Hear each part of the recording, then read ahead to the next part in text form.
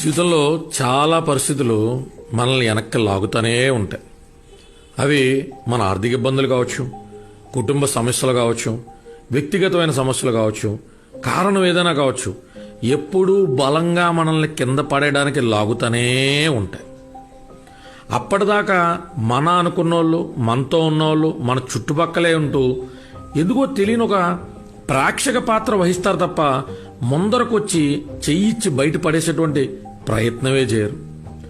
వాళ్ళు ఏమన్నా చేస్తారేమో అని మనం ఆశగా చూసి అక్కడే నిశ్శబ్దంగా ఉండిపోవడం తప్ప ఒక్కడుగు కూడా ముందరకేసేటువంటి అవకాశం ఉంటుంది.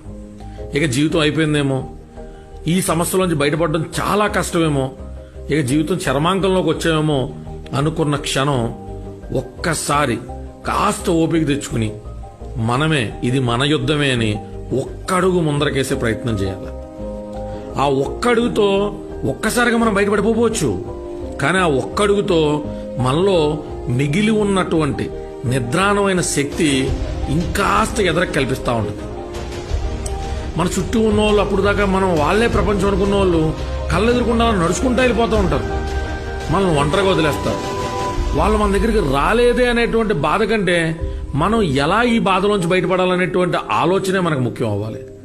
కొంతమంది మన మీద ఉన్న ఇష్టంతోనో విశ్వాసంతోనో సాయం చేద్దామని ప్రయత్నించిన వాళ్ళలో ఉండే భయం, వాళ్ళకున్న పరిస్థితుల్లో వాళ్ళను కూడా ఒక్కడికి కూడా ముందరకేనము. కొంతసేపు చూసి చూసి వాళ్ళు కూడా వెళ్ళిపోతారు.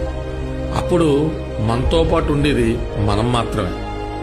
మనమే ఎక్కడ లేని ఓపికని కొంగదీసుకుని ఎదరికెళ్లే ప్రయత్నం చేస్తే అప్పుడు దాకా పిలవని బంధువులు, తెలియని బంధువులు కూడా ఆపద కాలంలో ఆదుకోవడానికి అదిగో అక్కడున్న నీటి ఏనుగులు వచ్చినట్టు కాపాడడానికి వస్తాయి. ఎంత కష్టపడుతున్నారే, మనం ఒక అడుగు ముందరకే సాయం చేద్దామని ఖచ్చితంగా భగవంతుడు అటువంటి కొత్త బంధువుల రూపంలో మనకి సాయం అందించడానికి ముందరకు వస్తాడు.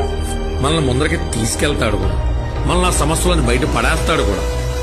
కావాల్సిందల్లా అటువంటి ఆపద్బాంధవులు వచ్చే క్షణం దాకా మనల్ని మనం కాపాడుకుంటూ ఒక్కో అడుగు ఎదరకేస్తూ ఎక్కడ లేని శక్తిని కూడగట్టుకుని బతికేటువంటి ప్రయత్నం చేయడం మాత్రం.